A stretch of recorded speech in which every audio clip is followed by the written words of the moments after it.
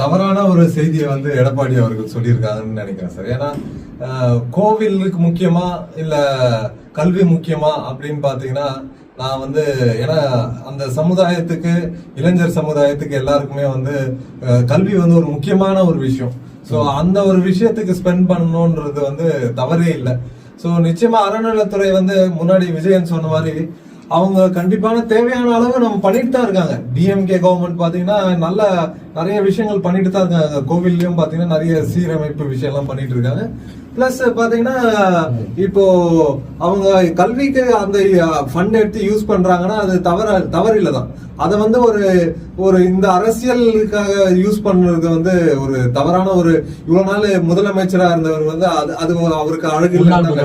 முன்னாள் முதல்வராக இருந்தவருக்கு இது ஒரு அழகான டிஸ்கஷன் இல்லைன்னு தான் நான் நினைக்கிறேன். இதற்கு வந்து மாறுபட்ட கருத்துக்கள் வந்த உடனே நான் அப்படி சொல்ல